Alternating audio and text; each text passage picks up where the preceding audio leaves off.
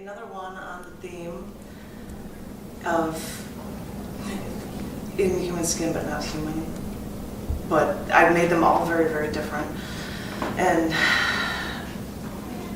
this first one is called Quivering Against the Invading Enemy. Watching from afar, I was unable to remove the things from within my mother's human skin. The skin that held together the woman who took care of her husband and her 5 children. The skin that held together after the first invasion under her skin, battling breast cancer, cervical cancer. I've learned the science. It's only when certain cells in the body are changed and start to divide uncontrollably, that's when you arise to destroy us. Sounds simple enough. And with just a few rounds of surgery, you weren't attacking her from under her skin anymore. And after 7 years, she was in the clear and didn't need to check in with the doctors again.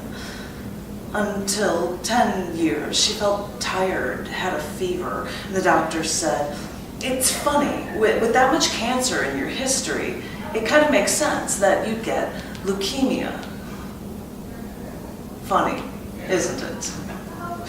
Something managed to turn some of her cells into dividing feeds, and she just got rid of it.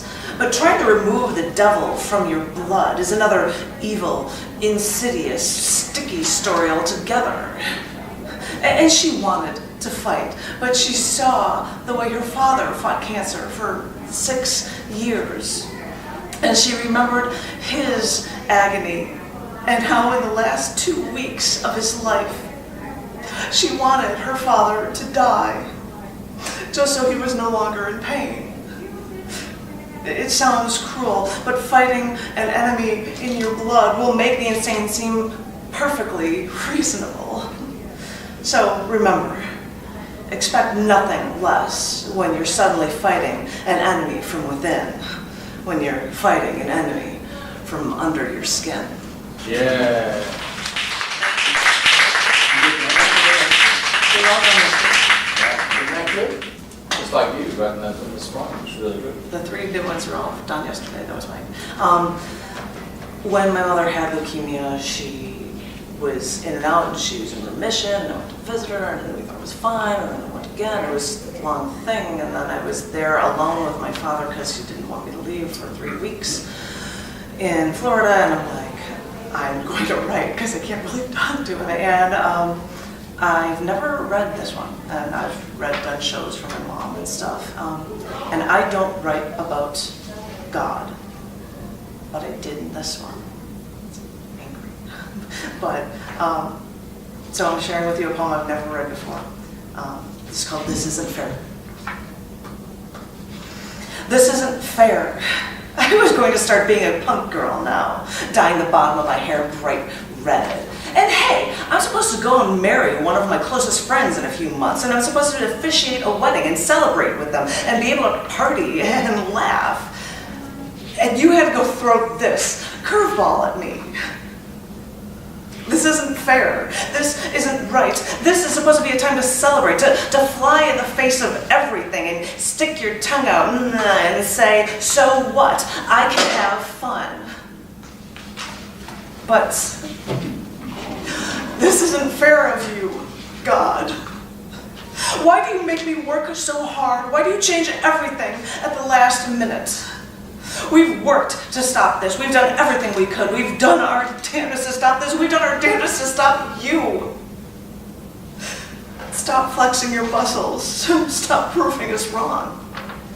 I've tried to figure you out, and you're not playing fair.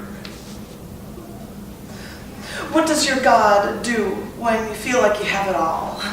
I've learned that God doesn't kill you. It just drops you and says, you've had it all figured out before. What do you do now? Well, you're killing her and leaving me wondering how to pick up the pieces and how to fly in the face of everything, despite everything. Thanks.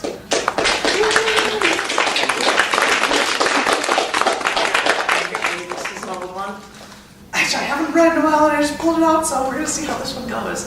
This one is called I Never Took a Life Until I Took My Own. It's in 3 parts. It must have been an assignment or something to do something right. I never took a life until I took my own. Part 1 is the leader. I never took a life until I took my own. Because you see, I never took my own life into my own hands before. And how could you really control someone else if you can't control yourself? And when I figured that much out, well then, taking the rest of them was easy. Everyone loved me, everyone wanted to follow me, and everyone thought I was something great. I must be a god. How did she have it all together? What does she know? What to do? How does she know what to do? And why does she seem so happy? What's her secret? No one understood that they have to take their lives from the people who try to run them for them. And if they understood this little fact, then no one would have understood how to take their lives back. And how do you explain the color blue to a blind man? 2, this is the murder.